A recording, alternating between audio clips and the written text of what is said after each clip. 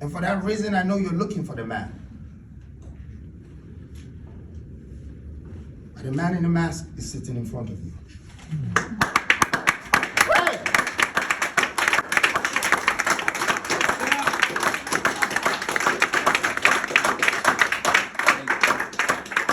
I have nothing to be scared of. I came to you as your salvation. I don't invest in myself alone. I am investing in you. And truly, these innocent leaders sitting beside me, of course I will not go to them and tell them that, hey, I am a man in a mask and I want you to come to Ghana to support me to do this and this. And this man of this dignity and this woman with such power will say, yes, I'm going to follow you to come to Ghana to do your convention and all of that. No. It is part of the movement. We need to educate. We need to uplift our children. We need to voice out to them. If you are about to find out about this man in the mask, because I never spoke a word, you were looking for me. I didn't tell you whether I am into politics, whether I am an evangelist, whether I am a conventionist or a revolutionist. After this day, thank you very much. In 21 years of my life, I have been serving a nation, working so hard just to become an example of what wealth looks like. And building wealth comes from knowledge, comes from wisdom, comes from understanding. You need to get this value from your own surroundings. I grew up partly in Ghana, partly in England, and I came back to Africa. 2001. Unlike Martin Luther, I did not have a dream. I had a vision. I started watching the youth and the streets and the roads, the rules and the regulations, the conditions and the constitutions that is stipulated and embedded on us as Africans. I had to walk on a different path, and I was alone. My investment on the roads became a landmark. And whatever I invested on this landmark is a footprint. I am here for a legacy. I am part of your historians. And I know many people want to see the true side of me. I know you know Nana Kwame Bediako, but I know you're still looking for Freedom Jacob Caesar. Yes, I am Red Christian, and I'm here. I'm not here to take your value. I'm here to add value to you. I discovered that the land that we belong to had so much wealth that until we turn it into our own, our economy will never be sustainable. And we cannot forever live in our countries with a box economy. I needed to create a middle income economy without being a part of the government. Why so? Because I believe it's part of my responsibility. I took a different path. My movements, my foundation, my groups, and all of this have acquired some wealth. But the wealth that I reimbursed back into society, it has become a part of my mission to make this change. I believe that I belong to Africa. I am a son of this soil, and I can add value to humanity. And I came here to do that. I came here to add value to this world and to nature. I am not going to live here without God even being proud of me. And when I'm not here also, I want you to remember that I came. And I want my absence to be felt. And for that reason, I know you're looking for the man. But the man in the mask is sitting in front of you. Hey!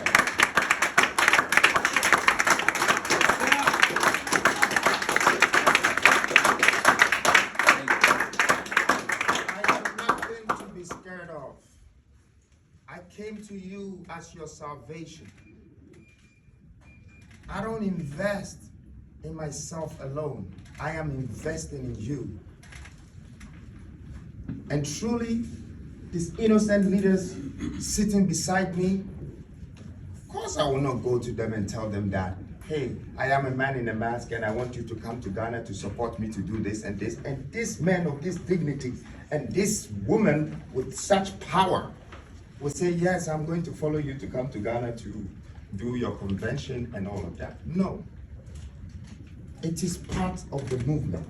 We need to educate, we need to uplift our children, we need to voice out to them.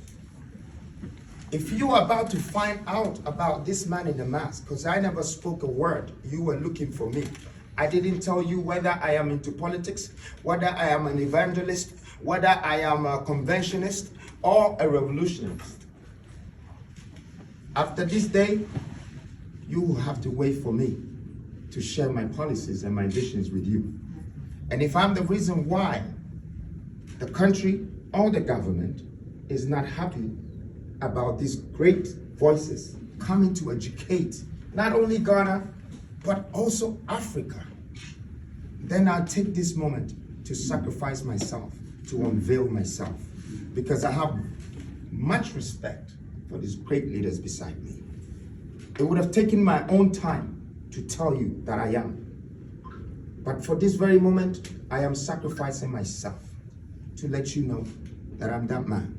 But I'm that man with a good purpose, with a great vision. I have a plan and I have a vision for this nation. And not only this nation, I have it for Africa too. But I know Africa is the next biggest thing, because out of all the continents that have been developed in this world, there is only one continent that is not developed. And I am sent to do that. I am not interested in people's positions. I am not interested in presidential positions. I am interested in the regions and the humans. I am interested in the countries. I am interested in the continent. The resources here, the human resources here, the great opportunities to be able to prove a point to the world that this is what we can make out of ourselves as a black society. We have been doomed and disrespected, undervalued by everybody in the Western world.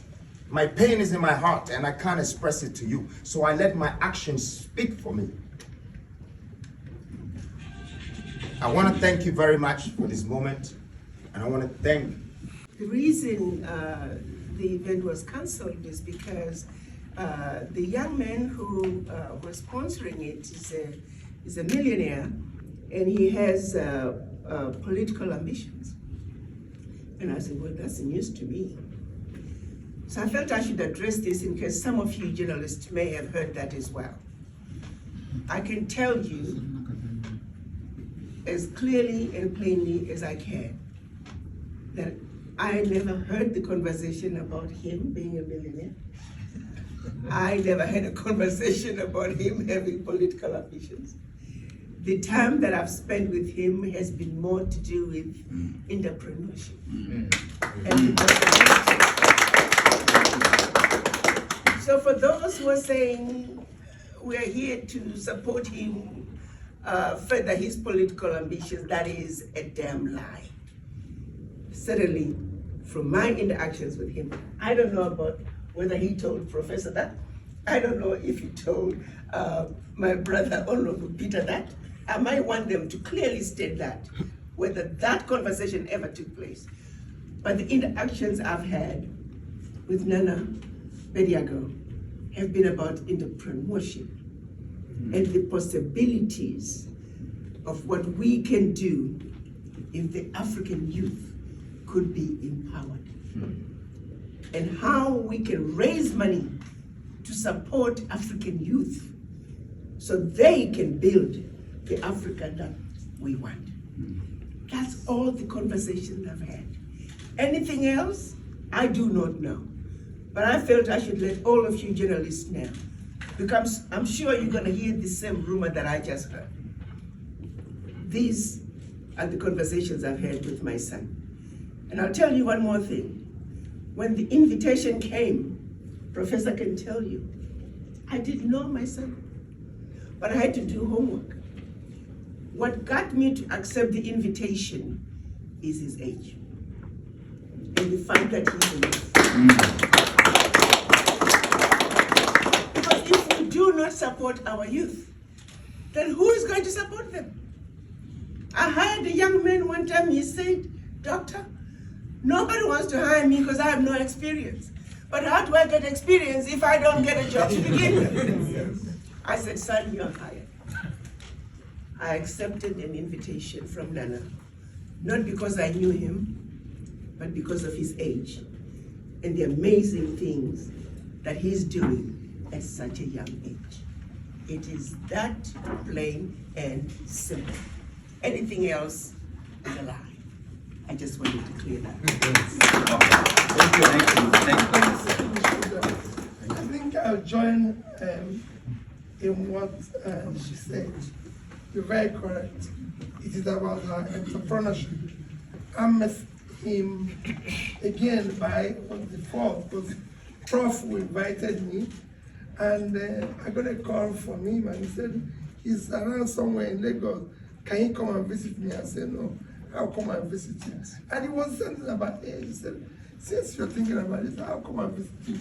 And surprisingly, on arrival in Accra today, a young lady came and looked at and said, I work with the youth and entrepreneurship, and I want you to talk or help talk about entrepreneurship. I said, we're coming to Ghana to talk about entrepreneurship.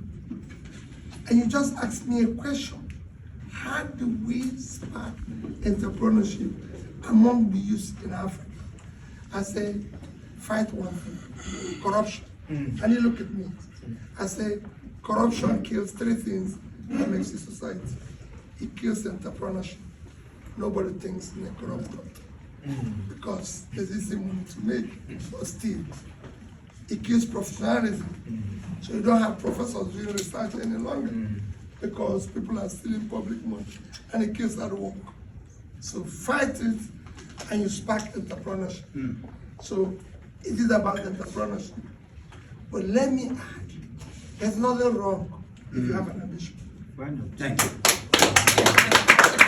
I was a trader, I was a banker, but I had somewhere along the line, something happened in my state where children did not go to school for 2 years. And I asked myself, why should I be making money when there's no future for these children? And that's where I'm in Nigeria today. I'm not desperate to be president of Nigeria. I'm desperate to see a Nigeria that works for the future of my children, for the future of the children of Nigeria. I'm desperate to see how we can pull millions of people out of poverty in a country, God bless, with everything. We have vast or cultivated land in Nigeria, and people are hungry. To just close and give you an example of what we're suffering in our country. A country like Netherlands, in 1 year, did export of $120 billion export of agricultural products. Netherlands without water, with water is 43,000 square kilometers. Without water is 33. One state in Nigeria is more arable than Netherlands, and that state has 76.3 thousand square kilometers of land. So it's 2.5 times Netherlands. That state is occupied by criminals today. Because that state cannot generate 1% of what the land can do with agriculture. And they have 2.5 times the size of their land, just one state. It cannot continue. We must change it. Thank you. So Thank if you we very have much. ambition, Thank you. I can't agree more. Thank you.